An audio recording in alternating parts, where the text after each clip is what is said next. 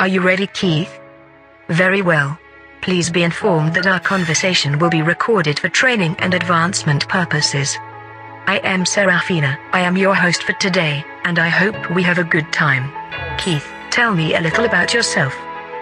So my name is Keith. I think I'm very blessed. I get to study in Singapore, grew up in Singapore. I also get to grow up and study and work in the US and Canada. If I were to tell you what I do, you would never believe that I'm an introvert. I wouldn't describe myself as a workaholic, but I do work very hard. I'm very positive. Everything to me is there's always a solution. I'm currently heading the relationship management department in ZACD. Is this something you have always wanted to do? It's not something that I've imagined myself doing when I was younger, but it's definitely something that I grow to love and is excited about. Are you reading anything interesting right now? Yeah, I'm reading a book. It's 21 Lessons for the 21st Century. It talks about what's developing in the next couple of years. It's more like a prediction. It talks about AI, it talks about politics, it talks about humanity as well. How does it feel like with so much responsibility, with the amount of wealth entrusted to you? I would say stressful. But it's not so much the money that's entrusted to us, but it's more of the trust that they have when they invest together with us. And in my opinion, it really helps that we are also investing along with our investors. As a Singapore-based company, is there a reason why ZACD chose to be listed in Hong Kong? There are a couple of reasons. Number one, we want to expand and make ZACD into an international brand.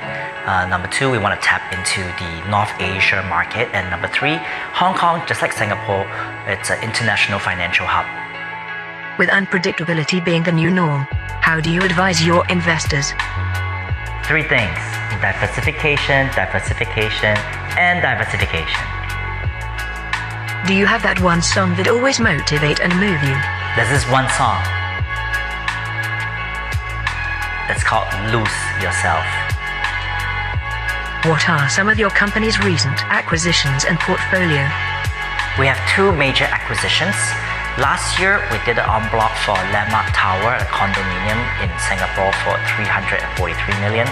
This year, we acquired 23 hotels in Australia from Accor for $212 million. I noticed that ZACD offers closed-ended funds, as opposed to the more widely available open-ended options. So ZACD mainly offers closed-ended fund because number one, we deal mainly with real estate, and number two, our investors really like to know the specifics of the assets that we're developing or acquiring. How do you manage advising your clients whose risk appetite is different from your own? Investors' risk appetite changes. So I would actually focus more on the relationship.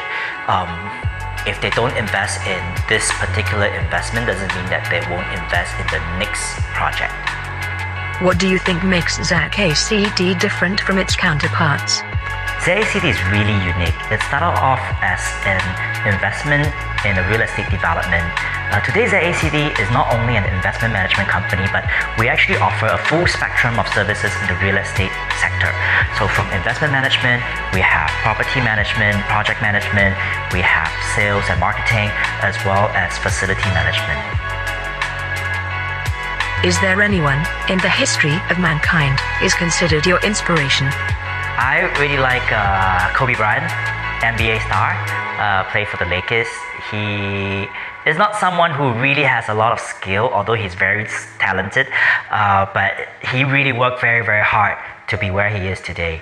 And from a basketball star to a venture capitalist, I think that's quite inspiring. If you happen to be born an artist, which art form would you choose? I would choose music. I want to be a pop star because I believe that pop star has a bigger following, and I want to have a more positive impact to my followers. I noticed many corporate social responsibility efforts within the group. We want to do our part for the society. It's not just about contributing money, but our physical presence, our time and our effort that we spend with the community to make the community better. Why do you humans do things like that? Because human beings want to help other human beings live better. Are you married, Keith? Yes, I am. Do humans marry out of love or out of survival? Humans marry out of love first, then later it becomes more of a survival. I like your smile, Keith. It makes me feel fuzzy. Thank you. Thank you for the compliment. Well, do you have to go soon? Yeah, I really have to go. Maybe after we go offline, you can explain to me more about trust, commitment, and faith. Going offline in 3, 2, 1.